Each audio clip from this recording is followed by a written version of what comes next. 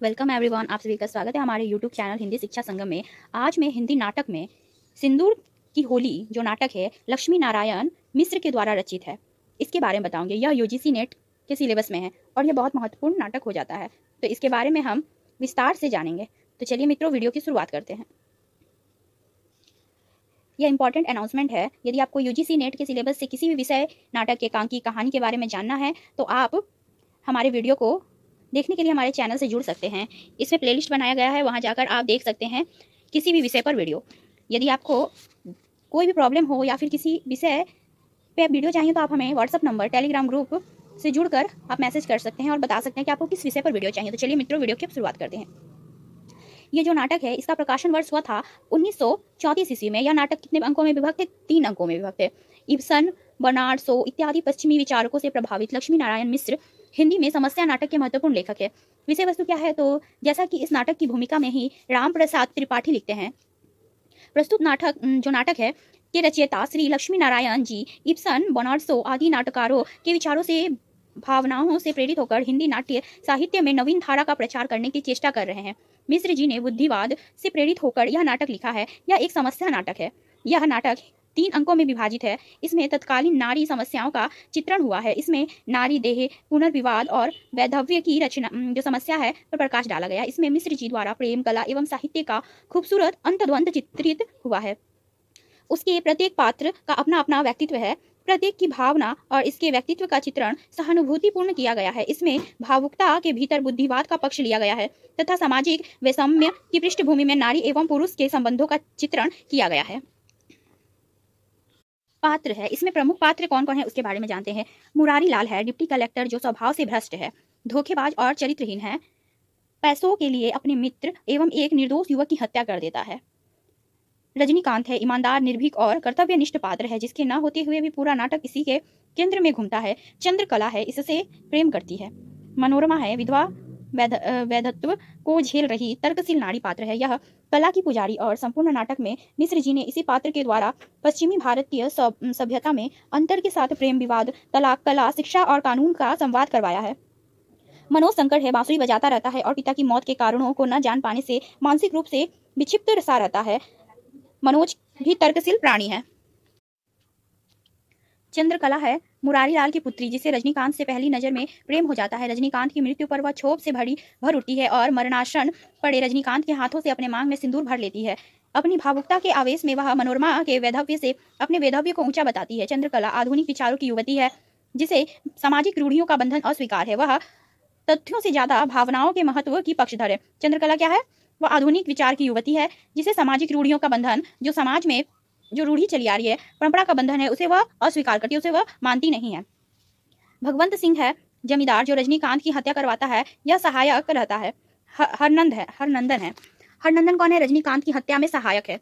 Doctor Chandrakala के बीमार पड़ने पर आता है। इलाज को लेकर मनोज शंकर से हल्की बहस होती है।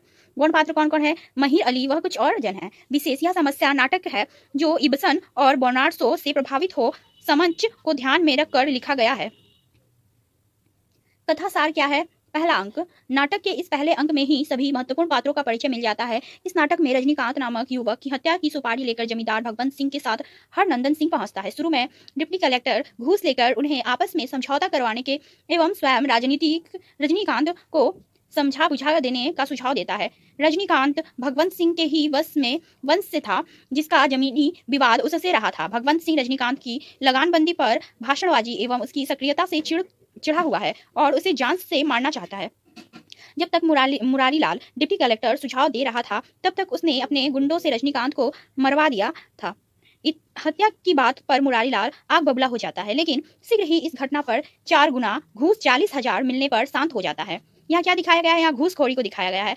वह भगवंत सिंह और उसके बीच दलाली करा रहे हैं और मुंशी महिर अली से कहता है कि हम लोग मनुष्य और उसके अधिकारों की रक्षा के लिए कुर्सी पर नहीं बैठते हैं। हम लोगों का तो काम है केवल कानून की रक्षा करना। यही बुराई है और इसलिए सब हो रहा है। इस अंक में चंद्रकला और मनोरमा के मध्य कला और शिक्षा को लेकर संवाद हुआ है। प्रेम के दर्शन पर चर्चा हुई है और प्रतीत हुआ है कि चंद्रकला, जो मुरारी लाल की पुत्री है, रजनीकांत से प्रेम कर बैठी थी। इसी अंक में कानून और कला को लेकर मनोरमा संग मुरारी लाल का संवाद हुआ है। दूसरा अंक क्या है, तो इस अंक में मनोरमा और मनोज शंकर जो है के मध्य प्रेम आत्मीयता को लेकर संवाद है, जिसमें पुरुष के रोग और विधवा वैधव्य को लेकर बात हुई है। मुरारी लाल और मनोज शंकर के मध्य संबंधों में खटास प्रतीत होती है। इस अंक में दिखाया गया है कि पाश्चात्य चिकित्सा बढ़ते मानसिक विकार को लेकर अभी पिछड़ी हुई है। मनोज शंकर और डॉक्टर के संवाद से इसका पता चलता है। तीसरा अंक क्या है, चंद्रकला रजनीकांत के हाथ से अपनी मांग भरती है, जहां बहस में मनोरमा उसे अंग्रेजी आत्मा और भारतीय आत्मा का फर्क समझाती है। इसी अंक में मनोज शंकर को अपने पिता के हत्यारे का पता चलता है, जो कोई नहीं बल्कि उसे पालने वाला मुरारी लाल ही था। मुरारी लाल ने चंद रुपयों के लिए मनोज शंकर के पिता और अपने मित्र की नाव से ढकेल कर हत्या कर दी थी, जिस कारण से वह अकेला रह जाता है।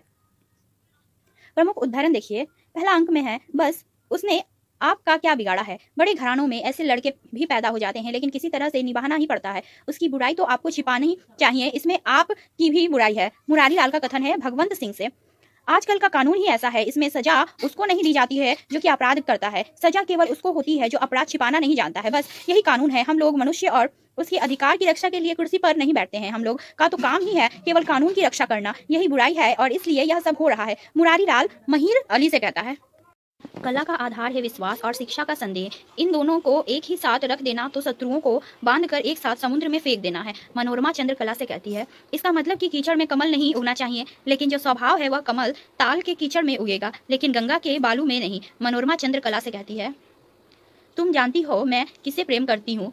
प्रेम तो दो चार से तो नहीं सकता, और फिर अब प्रथम दर्शन में प्रेम का समय भी नहीं रहा है। वह तो युग दूसरा था जब हृदय का रस संचित रहता था और अन्यास ही किसी और बह जा उठता था।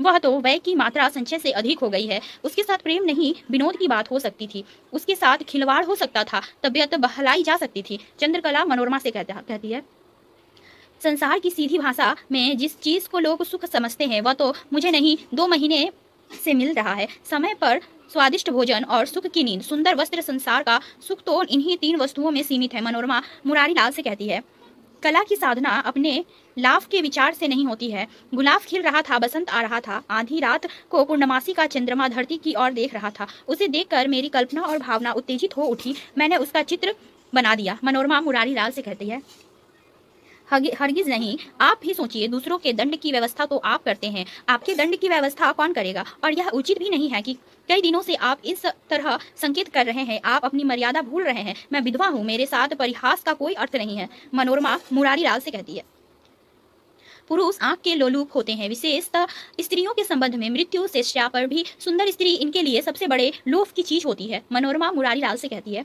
दूसरे अंक में क्या है देखिए, दूसरे अंक में पुरुष का सबसे बड़ा रोग स्त्री है और स्त्री का सबसे बड़ा रोग है पुरुष। यह रोग तो मनुष्यता का है और शायद मनुष्यता के विकास के साथ इसका भी विकास हुआ है। कौन कहता है? मनोरमा मनोज शंकर से कहती है, मैं तो तुम्हारा हाथ पकड़कर संसार में उतर पड़ना चाहती हूँ, संसार के लिए एक नया आदर्श पैदा करना चाहती हूँ, और तुम चाहते हो कि मैं अपने आंचल से तुम्हारा गला बांध दूं और अपने साथ ही तुम्हें भी ले डूबूं। अगर तुम सचमुच मेरे शरीर पर ही नहीं रिझ गए हो, तुमने मेरा हृदय, मेरी अंतरात्मा को समझ लिया, तो हाथ बढ़ाओ। मनोरमा मनोज शंकर से कहती है, पुरुष तो वैधव्य का अनुभव कभी नहीं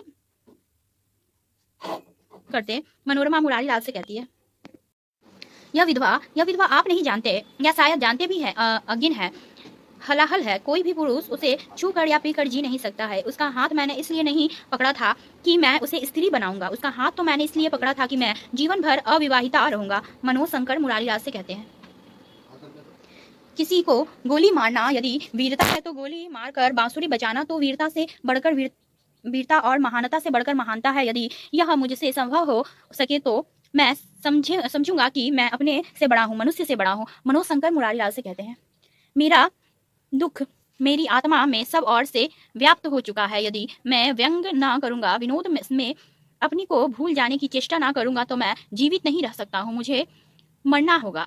आपकी यही इच्छा हो तो कहिए, मैं अपना रास्ता बदल दूं। मनोज शंकर मुरारी लाल से कहते हैं, स्त्री के लिए ज्ञान और विद्या का कोई मूल्य नहीं है। प्लेटो के प्रजातंत्र में कवि का कोई स्थान नहीं दिया गया है। स्त्री के प्रेम तंत्र में बुद्धि और ज्ञान का कोई भी स्थान नहीं दिया गया है। मनोज शंकर मुरारी लाल से, प्रेम करना विशेषतः स्त्री के लिए कभी बुराई नहीं। स्त्री जाति की स्तुति केवल इसलिए होती है कि वे प्रेम करती है, वे प्रेम के लिए ही उसका जन्म होता है। स्त्री चरित्र की सबसे बड़ी विभूति, उसका सबसे बड़ा तत्व प्रेम माना गया है, और उस पर भी यह तो उसका पहला प्रेम है, उसमें बुराई ही कहाँ है। प्रेम वकील से राय लेकर, जज से अधिकार पत्र लेकर तो नहीं किया जाता है।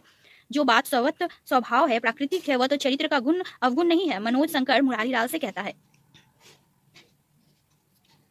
कवि और गायक भावुक जीव होते हैं, आप सुई देना कैसे बर्दाश्त कर सकेंगे, लेकिन मैं आपको विश्वास दिलाता हूँ कि उसकी चिंता मुझे आपसे कम नहीं है। अंतर केवल इतना है कि आप उसके शरीर को कष्ट नहीं देंगे, चाहे वह मर जाए, लेकिन मैं जिलाना चाहूंगा चाहे उसके शरीर को कष्ट हो। डॉक्टर मनोज शंकर से कहते हैं, मनुष्य अपनी आदिम अवस्था में आज से कहीं अधिक स्वस्थ था, इसलिए कि तब डॉक्टर न थे, मनुष्य था, और शक्ति और जीवन का केंद्र प्राकृतिक थी। स्वास्थ्य के कृत्रिम साधनों और बोतल की दवाओं ने स्वास्थ्य की जड़ काट दी है। स्वास्थ्य को तो आप लोगों की अलमारियों में बंद है, लेकिन यह बहुत दिनों नहीं चलेगा। प्रकृति अपना बदला लेगी। प्रकृति के रास्ते पर लौट आना, निरोग होना दोनों बराबर है। मनोज शंकर डॉक्टर से कहते हैं, आप अपने कपड़ों में भूल गए हैं। कहते हैं, उसके साथ ही साथ विकार नहीं तो जिसे आप सभ्यता और बुराइयां भी बढ़ी है। मनोज शंकर डॉक्टर से कहते हैं, यहाँ देहातों से अधिकांश रोग पूजा पाठ और तंत्र मंत्र से अच्छे किए जाते हैं। इन चीजों का प्रभाव सीधा मस्तिष्क पर होता है। रोगी की इच्छा शक्ति जाग जाती है और प्राकृतिक की शक्तियों को काम करने का अवसर मिलता है। मनोज शंकर डॉक्टर से, विधवा विवाह हो रहा है, लेकिन वैधव्य कहाँ मिट रहा है। समाज इस आग को बुझा नहीं सकता है, इसलिए उसके अपने छज्जे से उठाकर अपनी नींव में रख रहा है। तुम्हारे सुधारक, राजनीतिज्ञ, कवि, लेखक, उपन्यासकार, नाटककार सभी विधवा के आंसुओं में बहते हुए दिख पड़ रहे हैं। मनोरमा मनोज शंकर से कहती है, विधवाओं के उद्धार के नाम पर यह आंदोलन पुरुषों ने उठाया है। अपने उद्धार के लिए किसी प्राकृतिक विधवा से पूछो जो अभी तक पुरुषों के विषैले वातावरण में ना आई हो। देखो उसकी दृष्टि पृथ्वी में गड़ जाती है या नहीं। मनोरमा मनोज शंकर से, मेरे आत्मज्ञान को तुम मोह कह रही हो। मैं जिसकी थी उसकी हो चुकी हूँ। और समझौता कैसा? आग और पानी का समझौता कैसा? मनोज सब तरह से योग्य है, लेकिन उसके भीतर एक प्रकार का संदेह, एक प्रकार का अंधकार है जो मैं समझ नहीं सकती हूँ। चंद्रकला मनोरमा से, रोटी और कपड़े के प्रश्न को लेकर स्त्री तत्व की मर्यादा बिगड़ गई है। हमारा स्त्रियों का निर्माण भी उन्हीं उपकरणों से हुआ है जिससे पुरुषों का हुआ है, लेकिन तब भी हम पुरुषों की गुलामी में सदैव से चली आ रही है। हमारे भीतर कभी संदेह नहीं पैदा हुआ, ऐसा क्यों? पुरुष की 4 हाथ की सेज में ही हमारा संसार सीमित है। पुरुष ने स्त्री की कमजोरी को उसका गुण बना दिया है और वह उसी प्रशंसा में सदैव के लिए आत्मसमर्पण कर बैठी है। दूसरों की रक्षा में हम अपनी रक्षा नहीं कर सकी। चंद्रकला मनोरमा से कहती है, स्त्री का हृदय सर्वत्र एक है, क्या पूर्व क्या पश्चिम, क्या देश क्या विदेश। चंद्रकला मनोरमा से कहती है, मेरे भीतर आज चिरंतन निरतत्व का उदय हुआ है। मेरे चेतना आज मेरे चारों ओर फैल रही है और तुम कहती हो कि मुझे उन्माद हो रहा है। मैं आज अपने पैरों पर खड़ी हो रही हूँ। चंद्रकला मनोरमा से कहती है, पुरुष बलि है, सब तरह से बलि रहेगा। मैं द्वंद्व में विश्वास नहीं रखती हूँ। स्त्री ने स्वयं अपना नरक बनाया है, पुरुष उसके लिए दोषी नहीं है। हमने कभी अपना आत्मा की पुकार नहीं सुनी है। तुम्हारा विधवापन तो रूढ़ियों का विधवापन है, वेद मंत्रों का और ब्रह्म भोज का नहीं। जिस पुरुष को तुमने देखा नहीं, जिसकी कोई धारणा तुमने नहीं, जिसकी कोई समृद्धि तुम्हारी आत्मा को हिला नहीं सकी, उसका वैधव्य कैसा। चंद्रकला मनोरमा से कहती है, भावुकता और विक्षोभ के अवसर पर निकले हुए शब्द संस्कारों की मर्यादा इस तरह नहीं मिटा सकते हैं, और इसलिए कि आदर्श उनका आधार नहीं होता है, पर परीक्षा की आंच में ठहर भी नहीं सकते हैं। स्वतंत्र युतव आज के दिन के नए विचार जो संसार को एकदम स्वर्ग बना देना चाहते हैं, उनमें से एक है, लेकिन एक नए स्वर्ग की कल्पना के मूल में कोई आदर्श नहीं है। हाँ, प्रवृत्तियों की घुड़दौड़ के लिए यह काफी मैदान दे सकेगा। मनोरमा चंद्रकला से कहती है, हमारे यहाँ तो आत्मा अनादि और अंत है। आज कला के जिन लोगों को अंग्रेजी की उच्च शिक्षा मिल गई है, हमारे यहाँ वे भी आत्मा को खिलौना बना रहे हैं। वे भी कहने लगे हैं कि अपनी पुरानी आत्मा को मार डालो, बदल डालो, नहीं तो कल्याण नहीं। मनोरमा चंद्रकला से कहती है। तो यह थी मित्रों सिंदूर की होली, जो लक्ष्मी नारायण मिश्र की नाटक। आशा करती हूँ कि आपको यह वीडियो पसंद आए। वीडियो पसंद आए तो वीडियो को लाइक शेयर करें, और चैनल पे नए हो तो चैनल को सब्सक्राइब कर लीजिए, ताकि ऐसे ही आने वाली वीडियो की नोटिफिकेशन आपको मिलती रहे। तो मिलते हैं अगले वीडियो में एक नए टॉपिक के साथ। तब तक के लिए धन्यवाद।